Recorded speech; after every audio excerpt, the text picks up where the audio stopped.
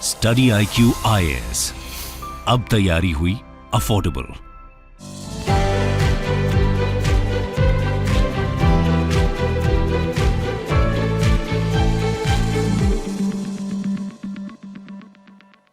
नमस्कार दोस्तों, I am sure कि आज सुबह जो मैंने वीडियो डाला था क्वीन एलिजाबेथ के मृत्यु के ऊपर कि एग्जैक्टली इंग्लैंड में किस तरह से चीज़ें होती हैं जब किंग या फिर क्वीन की मृत्यु होती है, ऑपरेशन लंदन ब्रिज क्या होता है, वो सब कुछ हमने इस वीडियो के अंदर देख लिया था। लेकिन इसी के बीच जो मैं कमेंट सेक्शन है उसके अंदर देख रहा था कि ज़्यादातर लोग कोहिनूर हीरे का जिक्र काफी ज्यादा कर रहे हैं। इनफैक्ट यहां पर आप देख सकते हो कि जैसे ही क्वीन की मृत्यु होती है तो भारत के अंदर कोहिनूर जो हीरा है, कोहिनूर, ये सोशल मीडिया के ऊपर ट्रेंड होने लगा।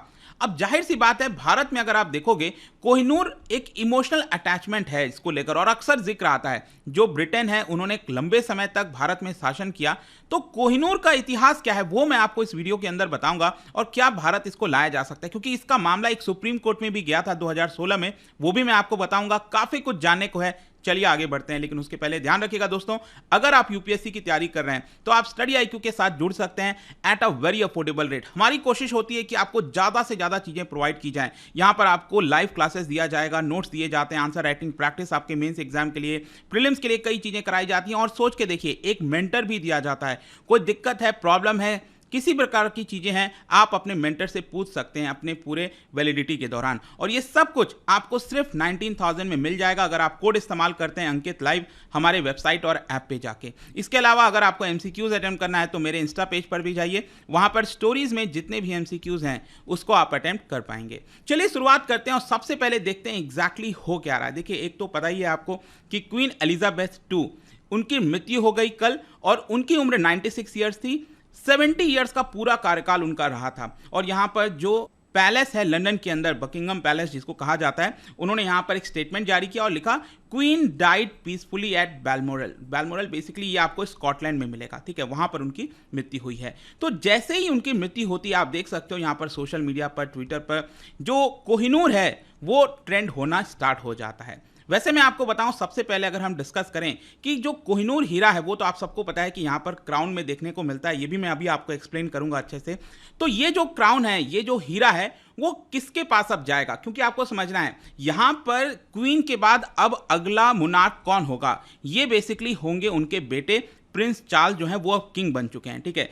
तो उनकी वाइफ, एक्चुअली अगर आप देखोगे तो ये जो हीरा है वो उनकी वाइफ के पास चला जाएगा, कैमिला। आपको पता ही होगा, मैंने पिछले वाले वीडियो में एक्सप्लेन भी किया था कि जो किंग चार्ल्स है उनकी पहली वाइफ कौन थी, डायना। 1997 में उनकी मृत्यु हो जाती है कार एक्सीडेंट में।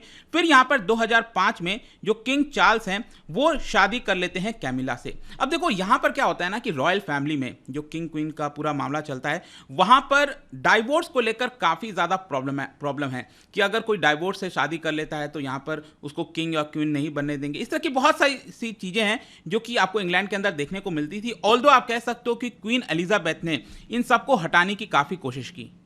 तो इनफैक्ट काफी लंबे समय से यह भी सवाल खड़ा हो रहा था कि क्वीन एलिजाबेथ की जब मृत्यु होगी और जब किंग चार्ल्स यहां पर किंग बन जाएंगे, ठीक है, इंग्लैंड के किंग बन जाएंगे यहां पर, तो उस समय कौन सा टाइटल दिया जाएगा कैमिला को, क्योंकि ये भी डाइवोर्सी थी, ये भी डाइवोर्सी हैं और दोनों ने शादी की है, तो क्या उनको भी क्वीन का दर्जा मिलेगा कि नहीं मिलेगा। वैसे अगर आप देखोगे तो कैमिला का कहना था ओपनली कि मैं नहीं चाहती हूं कि मुझे क्वीन का दर्जा मिले, वो चाहती थी कि उनको यहां पर प्रिंसेस कॉन्सॉर्ट का ही दर्जा दिया जाए। बट इंग्लैंड के अंदर कई लोगों का कहना था कि ऐसा पॉसिबल नहीं है। तो यहां पर फाइनली क्या हुआ, क्वीन ने पिछले साल ही, इनफैक्ट इसी साल बताया जा रहा है कि स्टार्टिंग में क्वीन ने यह कह दिया था कि जो कैमिला हैं उनको क्वीन कॉन्सर्ट का दर्जा मिलेगा। अब देखो वो क्वीन बन गई हैं, यहां पर किंग, ये चार्ल्स जो है वो किंग बन चुके हैं और कैमिला ये क्वीन बन गई हैं, लेकिन ये क्वीन वो वाली नहीं है जो पावर यहां पर क्वीन एलिजाबेथ II के पास थी, वो पावर इनके पास नहीं रहेगी। जो सोवरेन के पास पावर होती है वो नहीं रहेगी, वो रहेगी किंग के पास ही, आपको समझना है। लेकिन स्टिल यहां पर क्वीन कॉन्सॉर्ट का दर्जा जो है वो कैमिला को मिल जाएगा, और इसीलिए ये जो ताज की हम बात कर रहे हैं ना यहां पर, जो क्राउन, वो आपका कैमिला के पास आ जाएगा। तो ये तो एक चीज क्लियर हो जानी चाहिए। अब जब हम बात करते हैं इस क्राउन के बारे में, तो क्या आप बता सकते हो इसमें कोहिनूर हीरा कहां पर है, क्योंकि इसमें आपको बहुत सारे हीरे देखने को मिलेंगे। इनफैक्ट ये अगर आप पूरा क्राउन देखोगे तो बताया जाता है कि 2800 डायमंड्स इसके अंदर लगे हुए हैं। तो यहां पर जो मिडिल में एक्चुअली क्या है कि ये प्लैटिनम का बना हुआ है, ये जो आप 4 क्रॉस देख रहे हैं यहाँ पर, ये प्लैटिनम का बना हुआ है और जो सबसे फ्रंट वाला है यहीं पर ये जो बड़ा सा डायमंड यहाँ पर लगा हुआ है ना, ये इसी को कहा जाता है कोहिनूर। यही कोहिनूर है। इनफैक्ट यहाँ पर भी आप देख पाओगे ये वाले पार्ट को यहाँ पर कोहिनूर कहा जाता है और बाकी लगभग काफ़ी सारे डायमंड्स आपको इसके अंदर देखने को मिलते हैं। तो यहाँ पर बेसिकली क्या है कि ये जो क्राउन आज के डेट में आप देखते हो ना, ये जो क्राउन है वो क्राउन बेसिकली बनाया गया था क्वीन मदर के लिए। क्वीन मदर कौन? जो क्वीन एलिजाबेथ 2 हैं जिनकी मृत्यु हुई है, उनकी जो मदर थी क्वीन एलिजाबेथ, ठीक है, उनकी मदर का नाम था क्वीन एलिजाबेथ, जिन्होंने टाइटल ले लिया था क्वीन मदर का, तो ये क्वीन मदर बन गई थी। तो 1937 में क्या होता है, क्वीन एलिजाबेथ 2 उनके पिता जो हैं किंग जॉर्ज 6, ये जब आपका किंग बनते हैं, और ये सारी स्टोरी सब कुछ मैंने बताया है पिछले वीडियोस में, वो आप आई एम श्योर कि आप देखे होगे तो सब कुछ आइडिया लग गया होगा। तो यहाँ पर जो प्रेजेंट का क्राउन है वो बेसिकली क्वीन एलिजाबेथ 2 की जो मदर है, क्वीन मदर, उनके लिए ये पूरा बनाया गया था। और ये सामने फ्रंट में जो आप देख रहे हो यही कोहिनूर है। और प्रेजेंट में बताया जाता है कि जो टावर ऑफ लंदन है वहां पर इसको डिस्प्ले पर लगाया गया है। तो ये तो चलो हमें समझ में आ गया। अब क्वेश्चन ये है कि कोहिनूर का पूरा इतिहास क्या है, क्यों इतना ज्यादा भारतीय इसको लेकर सेंसिटिव है, वो आपको इस पर्टिकुलर स्लाइड से चीजें पता चल जाएंगी। यहां से मैं आपको बताता हूं।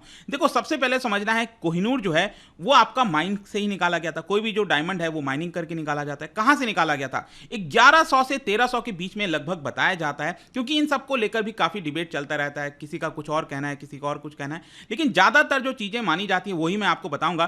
तो 1100-1300 के बीच में यहां पर जो काकतीय डायनेस्टी थी, आपको पता होगा आंध्रा, आज के डेट में जो आंध्र प्रदेश का रीजन आप देखते हो, तो वहां पर गुंटूर जगह है, उसी के पास माइनिंग के माध्यम से कोहिनूर जो है वो आपका निकाला गया था। फिर क्या होता है कि आपको पता है कि सल्तनत चल रहा होता है, दिल्ली सल्तनत चल रहा होता है। तो दिल्ली के सुल्तान एक थे उस समय, अलाउद्दीन खिलजी।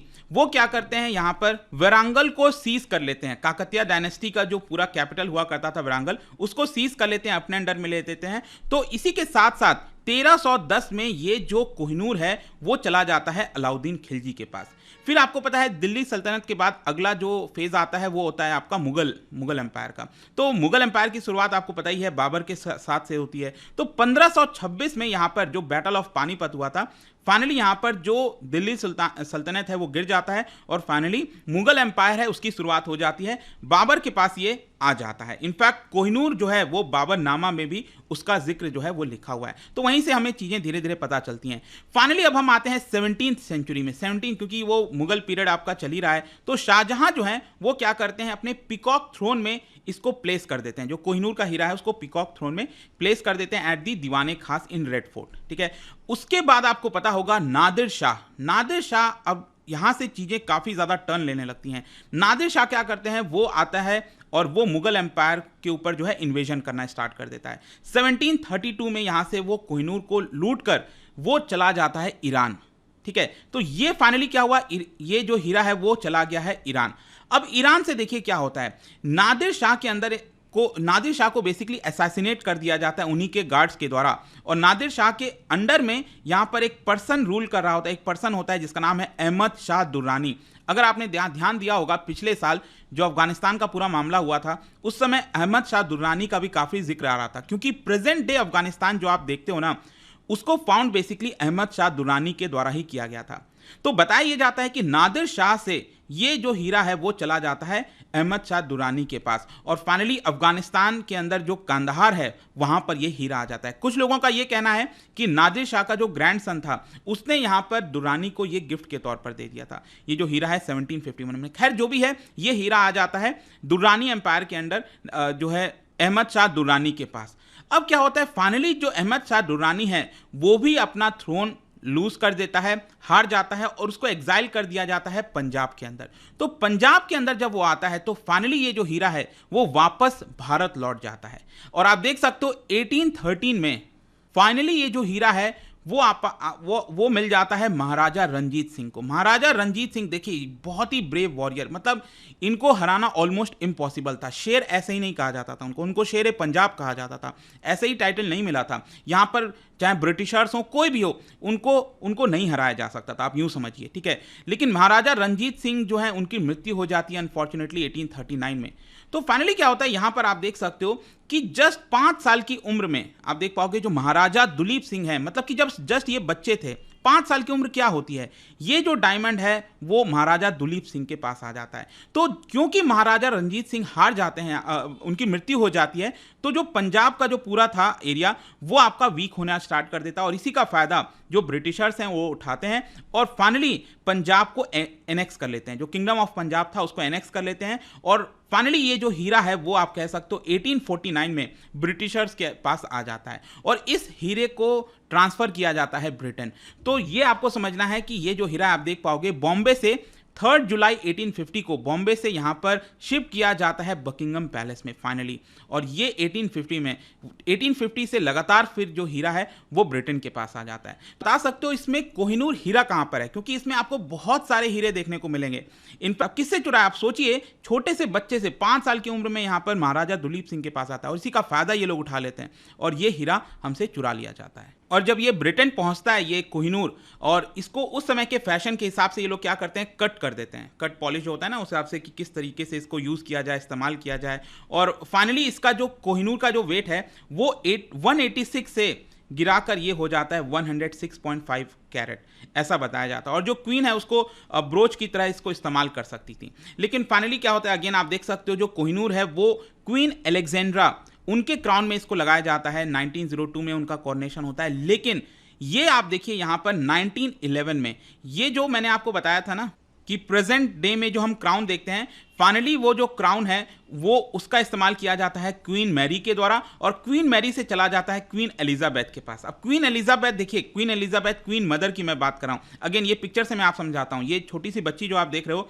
ये क्वीन एलिजाबेथ 2 हैं और उनकी जो मदर है यहाँ पर शी इज क्वीन एलिजाबेथ और उनको टाइटल मिलता है क्वीन मदर का। तो ये क्वीन मदर हैं, उनके लिए ये जो क्राउन है वो आप देख रहे हो और सामने ये आपको कोहिनूर दिख रहा होगा, ये वाला जो पार्ट है। और ये यहाँ पर क्वीन एलिजाबेथ 2 हैं, काफ़ी छोटी थी, 10 साल की उम्र में ही यहाँ पर she became the first in line. जी हाँ, 10 साल की उम्र में she became the first in line for the accession. मतलब कि उनके पिता थे यहाँ पर जो किंग बन चुके थे 1936 में, और किंग की जैसे ही अगर मृत्यु होती है, अगर मान लो उस समय, तो 10 साल की उम्र में ही क्वीन एलिजाबेथ जो है वो आपकी क्वीन बन जाती है। लेकिन यहाँ पर जो किंग है उनकी मृत्यु होती है 1952 में और ये होती हैं 26 ईयर्स की, 27 ईयर्स की, तब यहाँ पर जो है ये क्वीन बन जाती हैं। तो ये फाइनली क्राउन जो है वो क्वीन एलिजाबेथ 2 के पास चला जाता है और तब से वो ब्रिटेन के अंदर ही है। लेकिन सबसे बड़ा क्वेश्चन है कि क्या ये भारत के पास वापस आ सकता है।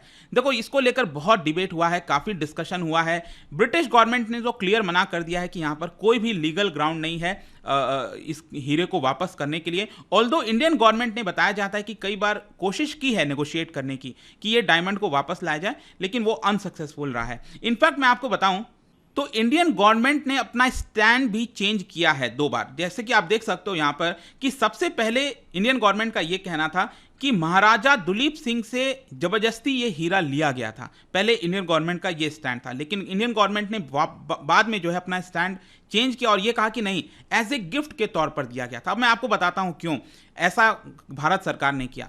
क्योंकि यहां पर अगर आप देखोगे तो 2016 में मामला गया सुप्रीम कोर्ट के अंदर, एक पीआईएल डाला गया था और पीआईएल के तहत बोला गया कि भारत सरकार को कोशिश करनी चाहिए कि ये हीरा वापस लाया जाए।